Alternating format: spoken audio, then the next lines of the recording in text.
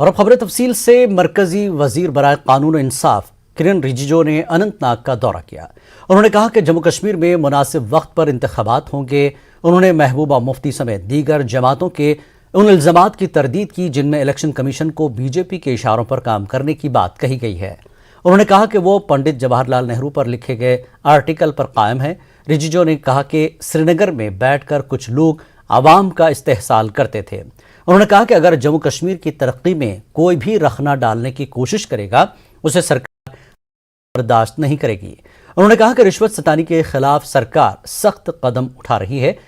अनंतनाग के हरद कचलो ऐश मकाम इलाके में लीगल सर्विसेज अथॉरिटी की जानिब से मुनक्कदा एक प्रोग्राम में शिरकत के दौरान रिजिजू ने कहा कि लोगों के दरवाज़ों तक इंसाफ की रसाई को मुमकिन बनाकर सरकार की तरजीहात में है। जो रिजिजू ने कहा कि कश्मीर के लोगों ने माजी में बहुत कुछ सहा है और अब सरकार यहाँ के लोगों को किसी भी हक से महरूम नहीं रखना चाहती है। उनके हमरा chief justice of Jammu Kashmir Ladakh justice Bashir Ahmad Magrey, DC Anantnag doctor Basharat Qayyum और दीगर मुतल्लिक़ीन भी मौजूद रहे। इस मौके पर एक लोक अदालत भी मुनक़्क़िद हुई, जबकि लोगों में लैंड पासबुक, सेहत कार्ड वगैरह भी तकसीम किए गए।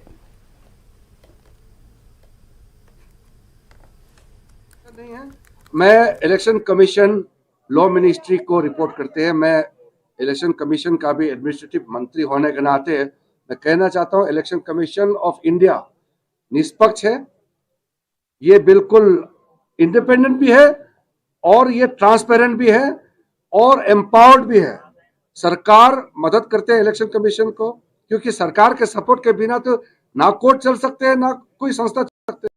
का व्यवस्था करने का काम सरकार का होता है, हमारी ड्यूटी है, लेकिन हम अपने इशारों पे किसी को नहीं नचाते हैं।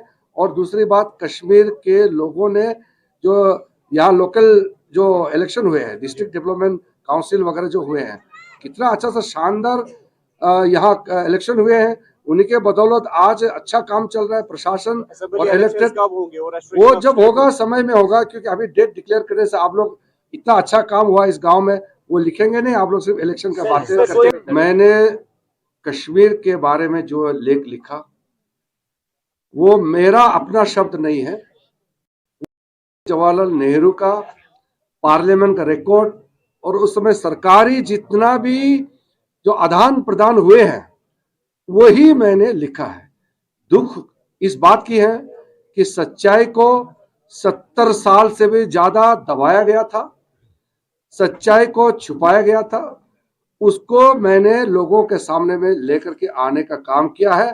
क्योंकि इतिहास को हम नहीं बदल सकते, इतिहास उसी इतिहास के रूप में ही पेश किया जाना चाहिए, ना कि किसी के अपने सोच के हिसाब से।